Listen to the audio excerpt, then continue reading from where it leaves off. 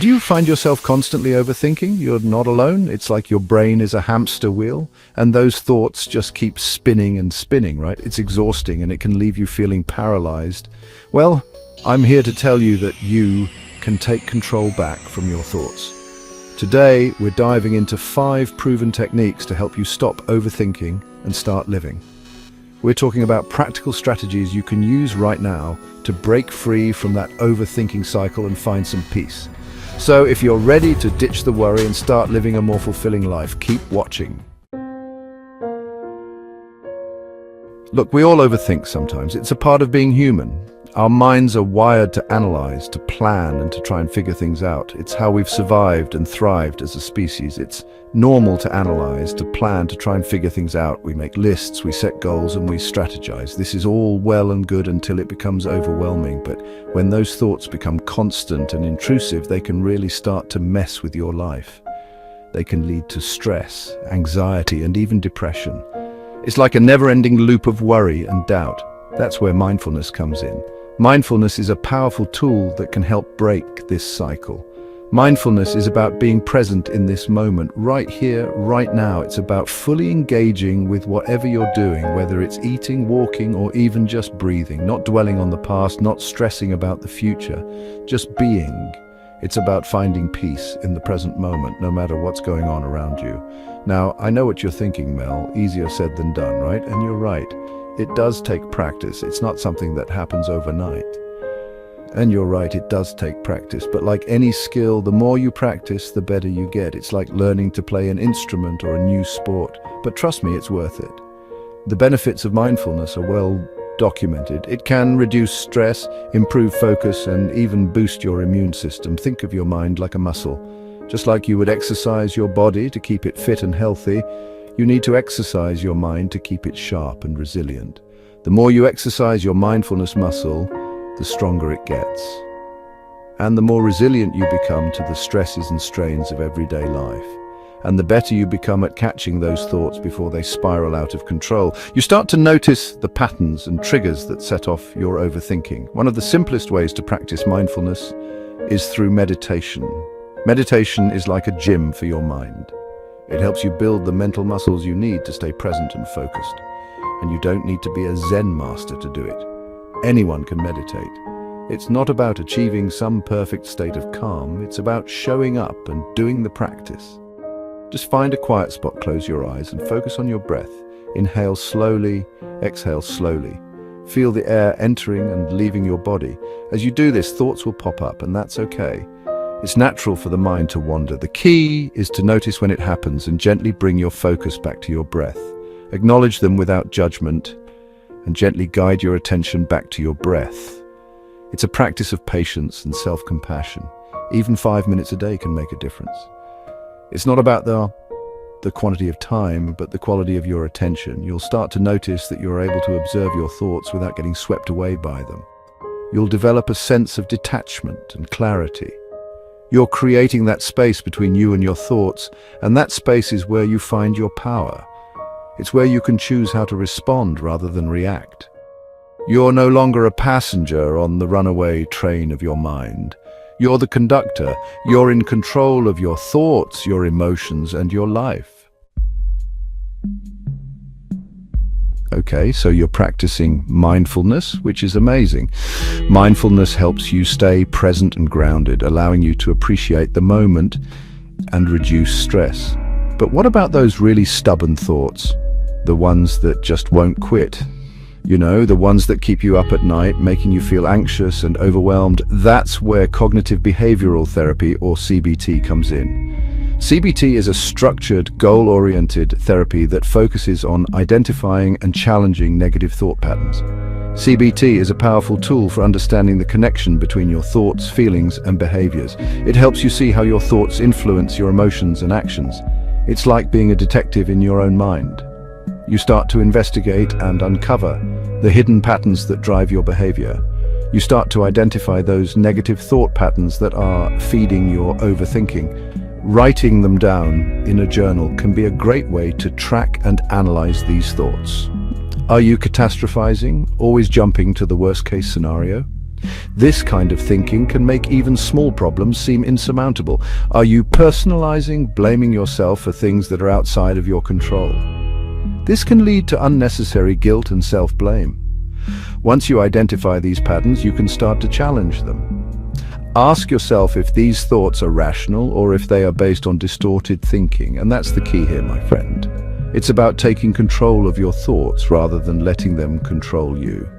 Don't just accept those negative thoughts as facts. Put them on trial, scrutinize them, and see if they hold up under examination. Ask yourself, is this thought really true? Is there concrete evidence to support it, or is it just a product of my anxiety?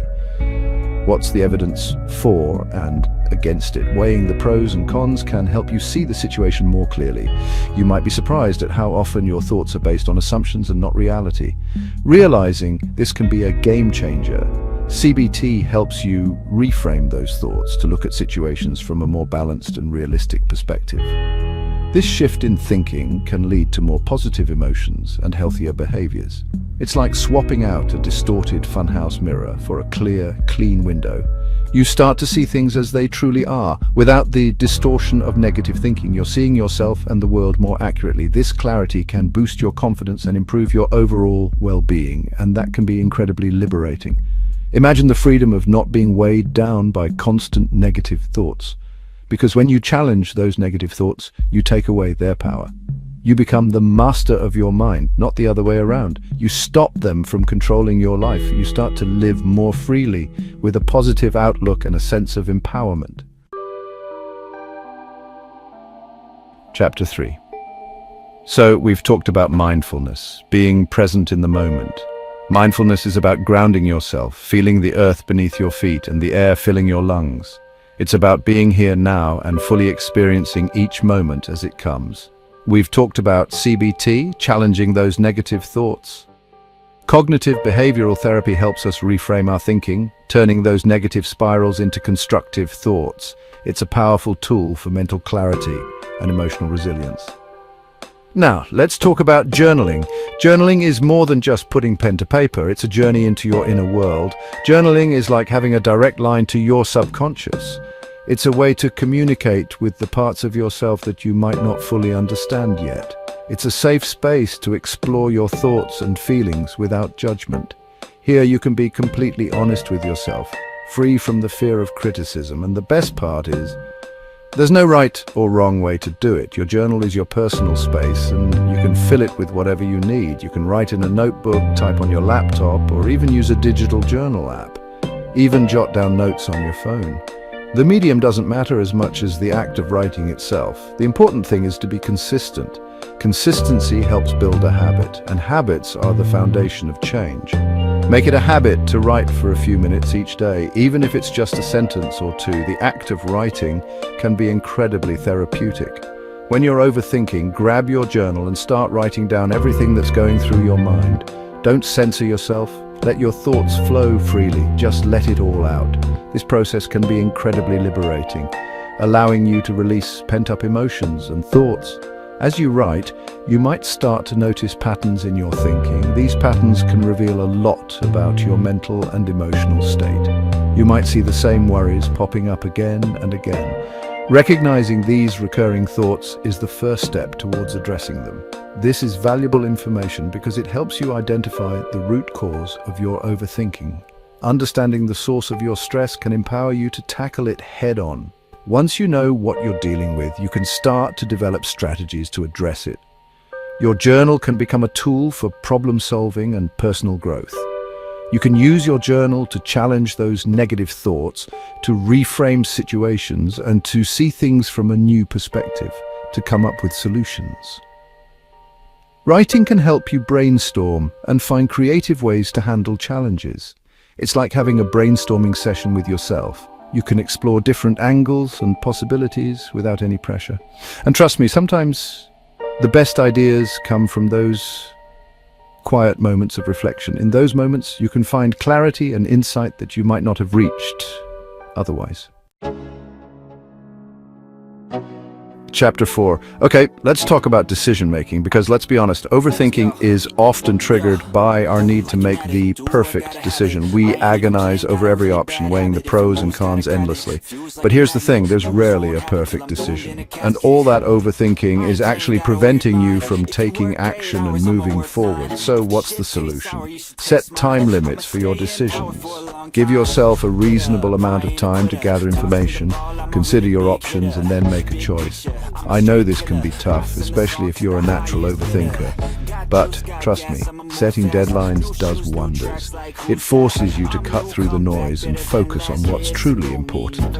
It also helps you overcome the fear of making the wrong decision. Because here's the thing, even if things don't go exactly as planned, you can always adjust and adapt. You're not stuck. You're constantly learning and growing from your experiences. So the next time you find yourself stuck in a cycle of overthinking, set a deadline for your decision. It might feel uncomfortable at first, but I promise you, it's a game changer. Chapter 5, we've talked a lot about mental strategies for overcoming overthinking. But here's the thing, your mind and body are connected. And sometimes the best way to quiet your mind is to move your body. Exercise is like a magic elixir for your brain. It releases endorphins, those feel-good chemicals that have mood-boosting effects. And when you're feeling good, you're less likely to get caught up in negative thought patterns. Exercise also helps you focus your attention on the present moment. When you're running, lifting weights, or dancing, you're not dwelling on the past or worrying about the future. You're fully engaged in what you're doing, and that shift in focus can be incredibly powerful. The type of exercise you choose doesn't matter as much as the consistency. Find something you enjoy and make it a regular part of your routine. Go for a walk in nature, join a dance class, hit the gym. Even a few minutes of movement can make a world of difference. So get that body moving and watch your mind follow suit. These are just a few techniques that can help you stop overthinking and start living a more fulfilling life. Remember, it's a journey, not a race. Be patient with yourself, practice these techniques regularly, and celebrate your progress along the way. If you found this video helpful, don't forget to like, subscribe, and share it with someone who might benefit. Because together we can break free from the chains of overthinking and create a more peaceful and joyful existence. Remember, you have the power to control your thoughts and live a more peaceful life.